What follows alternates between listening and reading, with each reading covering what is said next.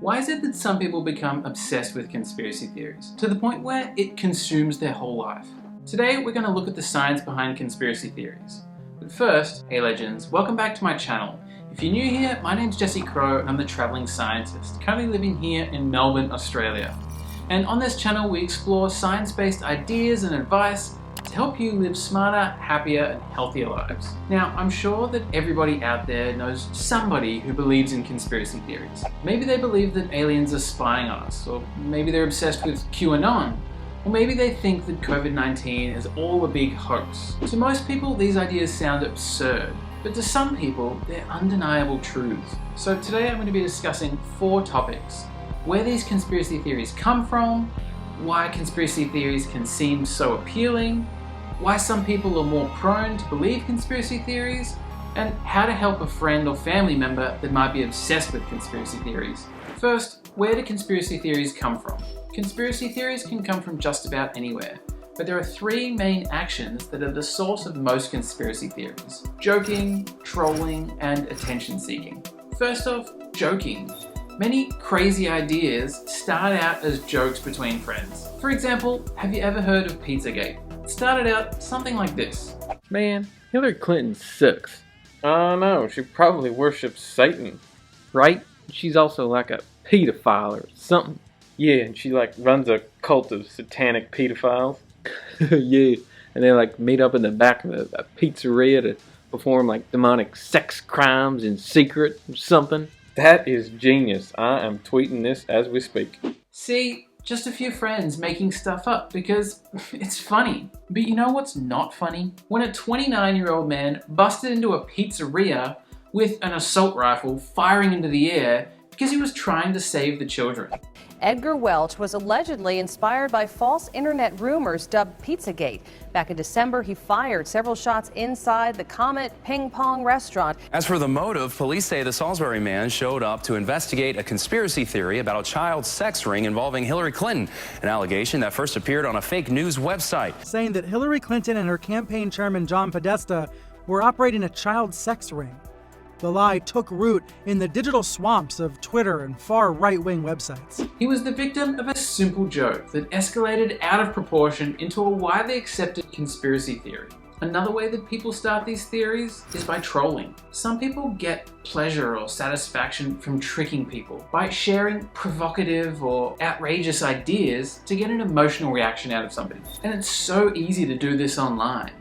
A person might say something like, "You can't have babies if you get the COVID-19 vaccine." Now, there's no evidence that this is true, but it's a triggering statement. People want to be able to have babies, and by threatening that the vaccine might take that away from them, it scares people into responding to that story, believing the story, and even sharing it with all of their friends. Trolls get pleasure from these kinds of responses, so they continue to share this misinformation online for their own sick pleasures. Their ideas are designed to be triggering, regardless of what theories they're sharing. Finally, attention seeking. In the modern age, nearly everyone is trying to grow an audience online. Maybe they're just trying to get some more people to like them or follow them, or maybe they're making some money from their audience by selling products or advertising with their content.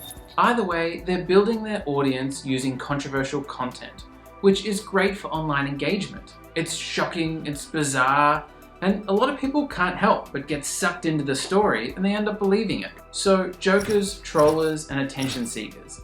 These are the kinds of people that are creating conspiracy theories. But what makes their theories so damn appealing? There's 2 main reasons why conspiracy theories can be so appealing. Because they're convenient and because they offer a sense of understanding. First, let's talk about the convenience of conspiracy theories. The COVID-19 virus came from a bat or a pangolin. It mutated somehow and spread into humans, and it's just so deadly that we've been forced to respond with quarantines, lockdowns, and social isolations. This story, albeit true, is boring. It's not very convenient, it doesn't make a lot of sense, and as a result, a lot of people don't like it. But when somebody suggests a story that the virus was leaked from a lab where evil scientists were working on a new sort of super weapon, or maybe that the pandemic was planned years ago by the world's most elite and rich people in an attempt to try and kill us all off, and now they're trying to cover it up, well, that just sounds like a movie. It's sinister, it's somewhat meaningful, and as a result, it's more appealing. It gives people a sense of understanding as to why this is all happening. Which brings me to the second reason why conspiracy theories are so believable. Understanding. Our lives seem to be changing every single day. The world is an uncertain place. Strange things are happening around the globe, in nature, in politics, in the economy, and as a result, most people are lacking stability. Everybody's uncertain. This is a fertile setting for conspiracy theories to become more prominent. They help people make sense of everything that just doesn't make sense. But the truth is that a lot of stuff just doesn't make sense, and that's okay.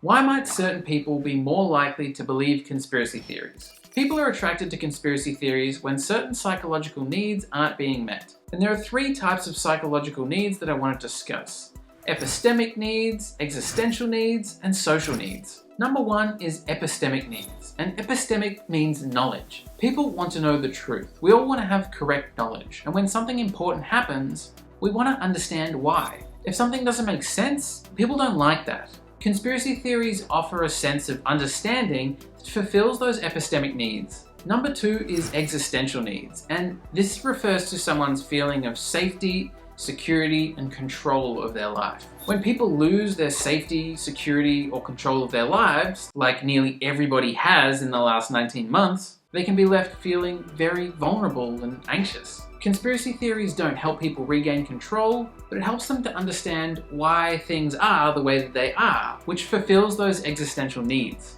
And number three is social needs. We've all become so socially isolated over the last 19 months that it makes sense that our social needs aren't being met. I actually just made a video about how to deal with loneliness. You can check it out just up here. But people want to feel like they belong, and some might go searching for a group that welcomes them. Conspiracy theorist groups will band together and find comfort by thinking as a group. They offer each other support with their ideas, and this often fulfills those social needs. People are drawn to conspiracy theories to fulfill these three psychological needs. But the bizarre nature of these conspiracy theories often leaves people feeling more anxious, depressed, and even aggressive because they can feel like the whole world is against them. The conspiracy theories can feed into one another. They often overlap, and this can get people lost in a rabbit hole of misinformation and speculation. And people don't always get out of that rabbit hole. If someone gets too stuck into conspiracy theories, they can lose touch with reality and become separated from their friends and their family. So finally, how might we be able to help someone who's become obsessed with conspiracy theories? Conspiracy theories can shape a person's beliefs, their action, their mood, their entire life. But trying to coax somebody away from those conspiracy theories and those strongly held beliefs can be really complicated. So today I have three ideas that I want to discuss as ways of helping somebody who's lost in a rabbit hole of conspiracy theories. Those ideas are support, a break from social media, and counseling. Firstly, support. When you're talking to someone who has really strongly held beliefs, don't try and tell them that they're wrong and that you're right. Approach the conversation with curiosity and openness. Don't necessarily agree with their ideas, but don't argue with them either. Just show compassion and try to offer them support where you can. This won't necessarily fix the problem, but it won't drive them away from you either, which can often happen when people end up arguing about conspiracy theories.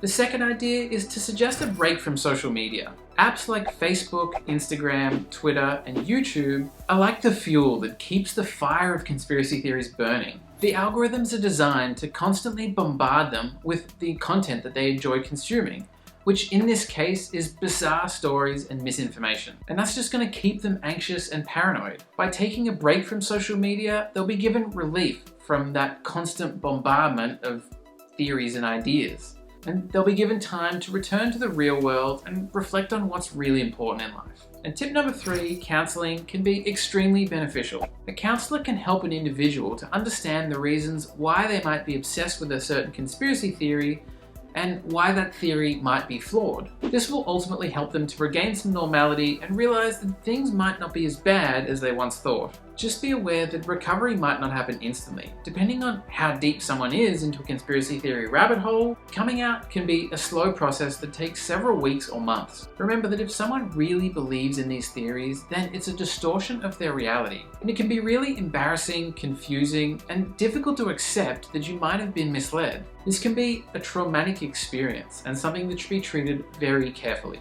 So in conclusion, conspiracy theories often start out as nothing more than jokes and made up stories. But sometimes they can seem quite believable, and as a result, they'll get spread to large audiences. Certain people are usually more prone to subscribe to these stories and share these ideas. And that's usually because they have some unmet psychological needs. If they become obsessed with conspiracy theories, show them support, suggest a break from social media, and maybe help them organize some counseling. This might help them realize that they've been a bit paranoid and that things are actually okay. Anyway guys, thanks so much for watching. I really hope you enjoyed this video and learned something. Let me know what you thought about it in the comment section down below, and I look forward to seeing you in the next one. Cheers!